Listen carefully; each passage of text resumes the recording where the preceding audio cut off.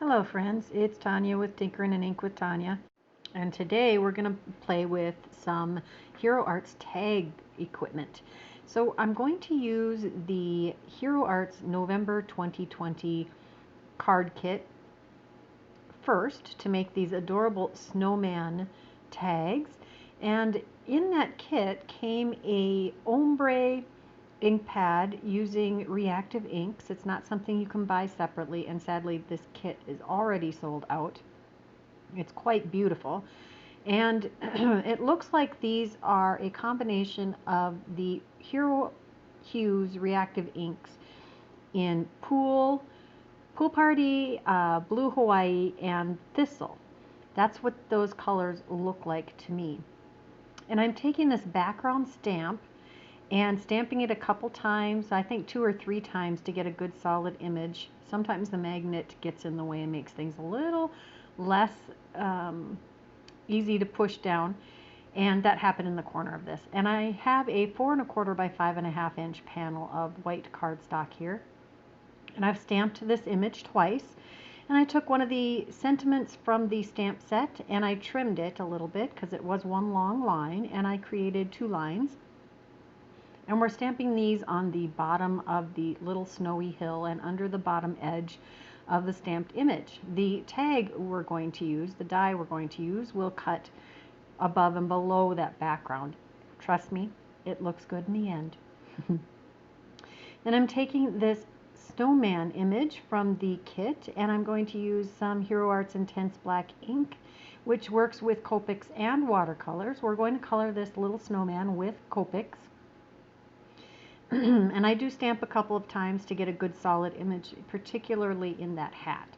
And it looks like these 2 snowmen are holding hands here, but the die that comes with this kit is a masking die, so it cuts very close to the lines of the image, so you don't actually have to worry about it. I promise we'll still get 2 complete snowmen. I'm using C0 and C1 here to color the snowman, add a little shading, and the artist has made it super easy to decide where the shading should go. And I'm using a couple of, I think these are blue, I don't remember the colors, B66 and B23 maybe, to color his hat band and his scarf. This really does not take very long at all.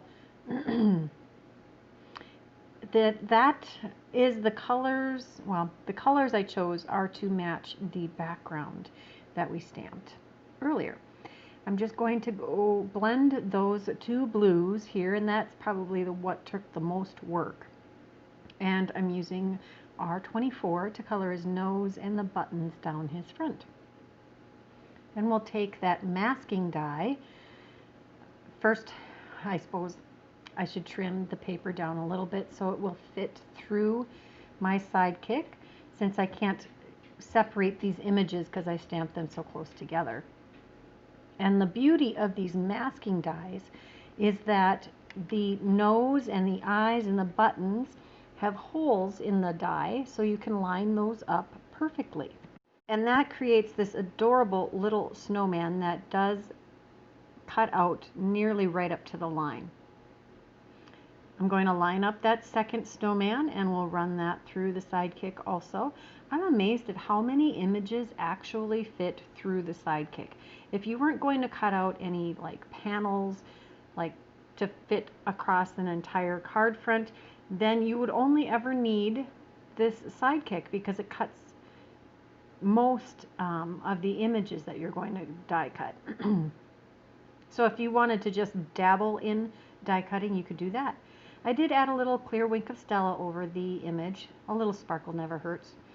And then I am taking the the middle-sized tag in the Infinity Tag die set from Hero Arts.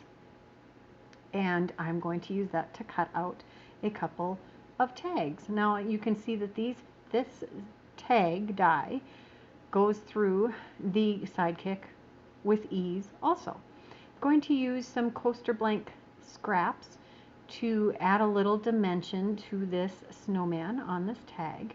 You could adhere him flush with the rest of the tag, but I think that it makes him a little more special to add some dimension behind him. And I'm just going to trim those off and make them fit perfectly. If you don't have coaster blanks or you aren't interested in that, you could certainly take scraps of paper, cardstock, and use those to add a little depth, or you can use the foam tape, whatever you have, dimensionals, to add a little extra to this. And I am finding that this is the most convenient way. I don't have to peel any backers off. I just trim it to fit whatever I'm popping up, and you can use the dies to cut out the same exact shape. Now I thought these little guys could use a little extra, so I'm taking some embellishments from previous, these are actually Hero Arts embellishments also, they came in previous kits. I think the shiny little star ones came in the Northern Lights one that came out I think in August, and that one sold, maybe it was July, I don't remember. It was super popular and it sold out right away, but I still have the little embellishments because it came with a lot of them. And the little clay snowflakes, those came in a kit from last fall, I believe. Here I've got some baker's twine. I don't know about you, but I have gobs of baker's twine in my stash. I have been crafting for close to 20 years now. And as most crafters, I do tend to curate quite a collection. Yep. I found a beautiful library card piece of furniture, which I'll tell you about more later. These are more supplies that we're going to use to create another tag. This is the Winter Trees and Animals. No, Winter Tree and Animals stamp set with coordinating die. And I'm going to take this fox, and I stamped him first in Rusty Hinge Distress Oxide, and then I have the new Crackling Campfire. I like the combination of those two to make this fox, and because I don't want to take forever on this tag, because tags are something that people look at briefly and then toss, but I still enjoy making.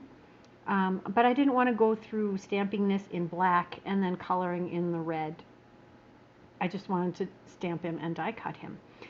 So we're going to take the coordinating die, and we're going to, again, use the Sidekick. Again, amazing how many things fit through this little Sidekick. If you don't have one, you might want to invest in one. If you have a regular size die cut machine, this is purely extravagant to me. And since this is my hobby and I get so much pleasure out of it, I had no problems justifying purchasing a little Sidekick. I do have a few more pieces here that I didn't actually use on any tags that I'm showing in this video, but I'm sure I will make into tags at some point. I used walnut stain ink on some scraps of some lightweight craft colored cardstock to stamp that stump, and I'm also taking the Rusty Hinge and the Crackling Campfire inks here and stamping a couple of mushrooms. I thought I was going to put the fox on the tree stumps and put some mushrooms in amongst the tree roots. I did not do that. I didn't quite like the way it looked, but I think I'll probably use them on another project. So I'm going to take another 5.25 by 4.25 inch white cardstock, and I'm stamping the tree in walnut stain ink, and I'm taking a slightly bigger tag die from the Infinity Tag die set, and I'm cutting a tag with that. Now I'm trying to layer these pieces together to get a look that I'm aiming for. And the look I'm aiming for is Woodland Whimsical Winter. And I just wanted to keep it fairly simple. I did find a Season's Greetings sentiment in this stamp set that I'm going to use. Another scrap of that craft cardstock. It's a lightweight layering. I think it came in a Brutus Monroe kit, so I'm not even sure. It's like a 65-pound weight, so not heavy at all. I'm going to use the Embossing and Watermark ink that came in another kit from Hero Arts, probably the October kit. I think they've sent it in a couple of kits because I do have a couple of these little cubes, and it does work lovely. This is the Hero Arts Gold Embossing powder. I'm going to heat set that quick with my heat tool, and there, that lovely gold just comes to life. I think it's a kind of an understated look that's perfect for this whimsical look that I'm trying to achieve here. I do use a Honeybee Stamps Sentiment Banner die set here to die cut this. This is, I don't know if this die set even leaves my desk. I use it all the time. One of those things that's pretty indispensable if you like to die cut your sentiment banners. I'm going to pop this up with just a little bit of dimension using some coaster blanks.